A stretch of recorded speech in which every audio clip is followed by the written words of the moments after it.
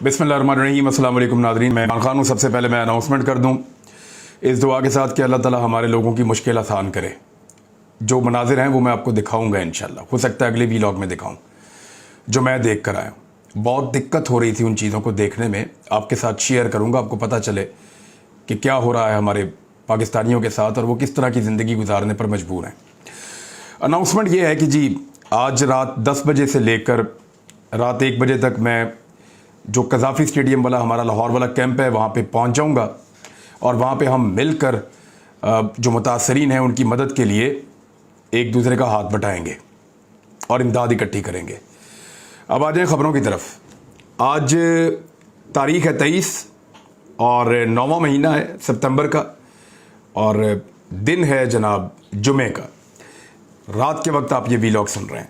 सियासी जमात का मुमकिना एहतजाज, यानी पाकिस्तान तहरीक इंसाफ ने एहतजाज करना है। इमरान खान साहब ने कल के दिन, यानी आज मैं जुमे को ये वीलॉग रात के वक्त आप सुन रहे हैं या हफ्ते को सुन रहे हैं, तो आज हफ्ते के दिन या कल हफ्ते के दिन इमरान खान साहब ने अनाउंसमेंट करनी है बहुत बड़ी और उनकी पूरी पार्टी ये क्लेम कर रही है कि अब वो अनाउंसमेंट करने जा रहे हैं और कई मरतबा उनसे वादा तोड़ा गया है, इस मरतबा भी वादा टूटा है, तो इमरान खान साहब अब अनाउंसमेंट करेंगे। पंजाब पुलिस जो है वो मैसर नहीं आ सकी वफाक को। देखिए, जो सबसे कारगर पुलिस है ना वो पंजाब पुलिस है। पंजाब पुलिस का इस्लामाबाद में पुलिस की नफरी ना भिजवाने का फैसला सामने आया है। वजारत दाखिला की दरखास्त पर जवाब देते हुए इस्लामाबाद में पुलिस नफरी ना भिजवाने का फैसला कर लिया है पंजाब हुकूमत ने। IG और वजीर दाखिला पंजाब ने वफाकी वजारत दाखिला के मरासले का जवाब भेज दिया है, जिसमें कहा गया है कि नफरी ना भिजवाने का फैसला बाहमी मुशावरत से किया गया है। बवक्ते ज़रूरत सिक्योरिटी के पेश नज़र रावलपिंडी पुलिस को जिम्मेदारियां सौंपी जाएंगी।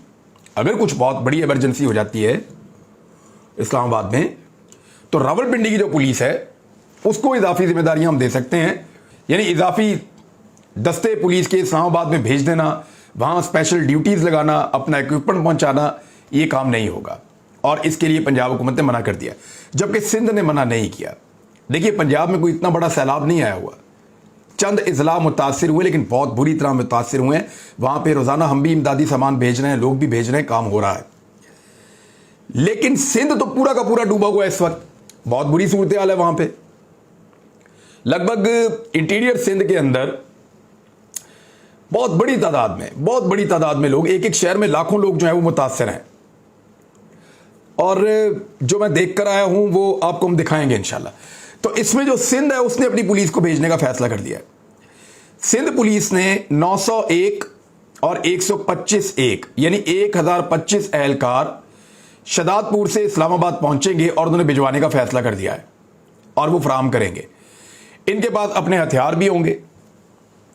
तमाम एहलकार सादा लिबास में यूनिफॉर्म के हमरा सफ़र करेंगे और सिंध से निकलने तक मज़कूरा DIGs की सिक्योरिटी होगी और सिंध पुलिस अफरादी कुव्वत के अलावा फसादात से निमटने के जो आलात हैं वो भी भिजवा रही है।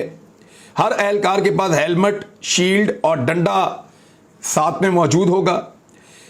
एहलकारों के पास एंटी राइट किट के अलावा जो आंसू गैस फायर करने वाली गन्स है वो भी उनके पास मौजूद होंगी।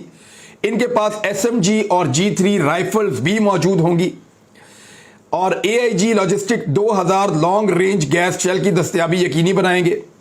100 गैस गन्स साथ मौजूद होंगी। 1000 एंटी राइट किट्स साथ मौजूद होंगी और सिंध ने अपनी पुलिस भिजवाने का फैसला कर लिया है।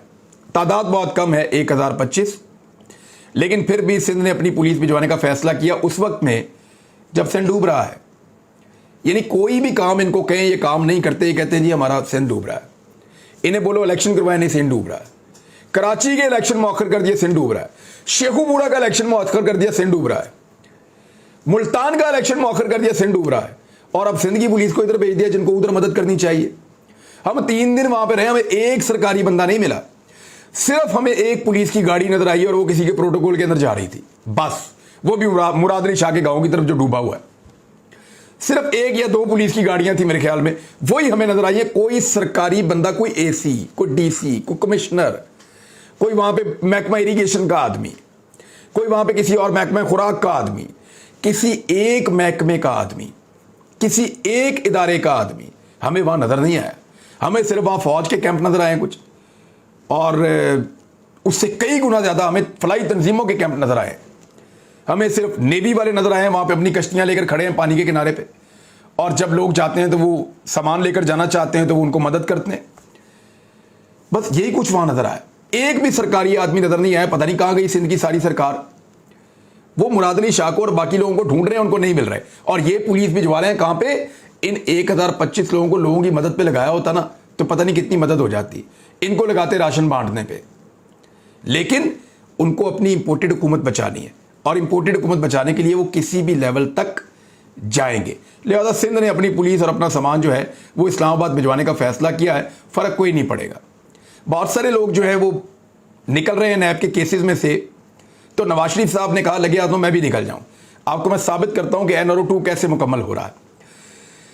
साबिक वज़ीर-ए-आज़म नवाज शरीफ ने नैब एक्ट में तरमीम के बाद मुकदमे के सिलसिले में रिलीफ लेने वालों की फहरिस्त में अपने आप को शामिल कर दिया है। उन्होंने रिलीफ मांगते हुए प्लॉट अलॉटमेंट केस में इश्तिहारी करार देने के खिलाफ दरखास्त दायर कर दी। उन्होंने कहा कि जो प्लॉट है उसकी मालियत 50 करोड़ से कम है, लिहाजा 50 करोड़ से ऊपर का केस अब नैब सुन सकता है, तो मैनू तो छुट्टी दो। तो इस तरह मियाँ नवाज शरीफ साहब भी अब फ़ायदा लेने वालों की लिस्ट के अंदर शामिल हो गए हैं। आज एक और फ़ायदा हुआ। इसहाक डार के दायमी वारंट मुअत्तल कर दिए गए हैं। पाकिस्तान आने पर गिरफ्तार ना करने का हुक्म दे दिया गया है। NRO 2 आप देख रहे हैं कैसे चल रहा है। बल्कि मैंने एक ट्वीट किया और वो बात ठीक है। आर्मी चीफ से सहाफ़ियों की मुलाकात थी तो उसमें वो काफ़ी खाइफ थे इसहाक डार साहब की पॉलिसी से, काफ़ी पहले की बात है, और वो ये समझते थे और उन्होंने ये बात भी की थी कि इसहाक डार साहब की गलत पॉलिसीज़ की वजह से पाकिस्तान की इकॉनमी जो है वो यहाँ तक पहुँची है। लेकिन अब देखिए इसहाक डार साहब जो है वो लेकर NRO पाकिस्तान में वापस आ रहे हैं। उनका वापस आने का पूरा प्लान बन चुका है और उनको इजाज़त भी दे दी गई है कि इसहाक डार साहब वापस आए। फिर वारंट जो है उनकी मनसूखी का मामला जो है वो बाद में देखेंगे, लेकिन डार साहब को अब गिरफ्तार नहीं किया जाएगा अगर वो पाकिस्तान वापस आते हैं तो। इसहाक डार वतन वापसी का जो फैसला है वो भी कर दिया गया है और अक्टूबर के महीने में गालिबन वो वापस आएंगे। लेकिन मुझे नहीं लगता अगर लॉन्ग मार्च हो गया तो इसहाक डार वापस आ पाएंगे। ये बिल्कुल एक नामुमकिन सी चीज़ लगती है। NRO 2 पर अमल दरामद इसहाक डार को बरी किए जाने की तैयारी है, फवाद चौधरी साहब ने यह क्लेम किया और उन्होंने कहा कि यह तमाशा रिजीम चेंज का सबसे बड़ा मकसद था।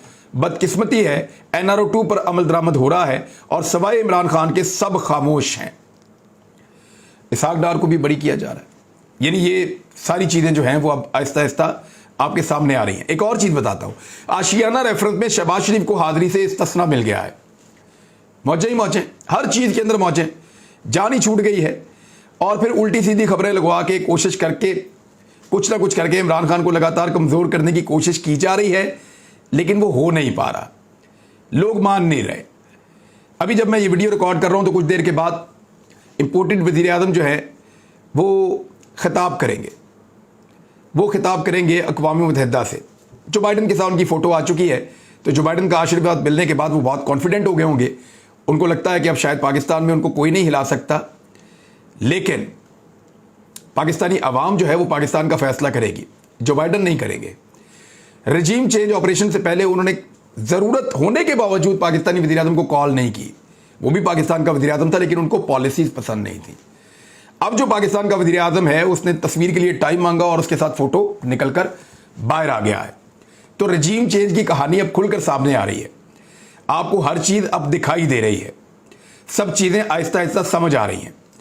राणा सनाउल्लाह साहब ने एक बात की है कि 1/3 पाकिस्तान डूबा हुआ है, कैसे इलेक्शन करवा दें।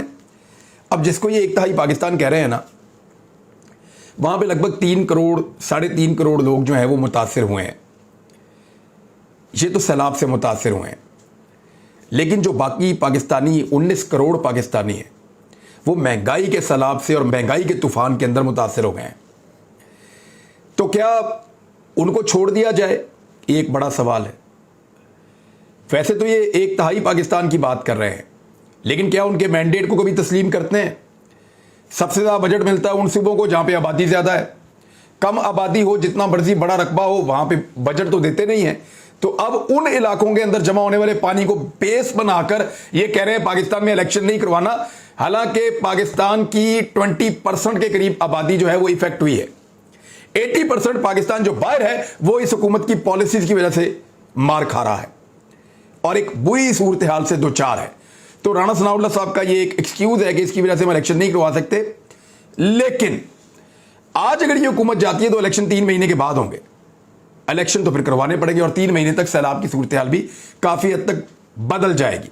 और जितना इंपोर्टेड हुकूमत काम कर रही है, शायद इससे बेहतर काम ही करेगी जो आने वाली हुकूमत होगी। एक बुजुर्ग को बहुत मारा गया है, उस पर अगले वीलॉग में मैं आपको बताऊंगा कि ये क्या है। इसकी तफसीलात में हासिल कर रहा हूं। अब तक के लिए इतनी, अपना ख्याल रखिएगा, अपने चैनल का भी। अल्लाह हाफिज।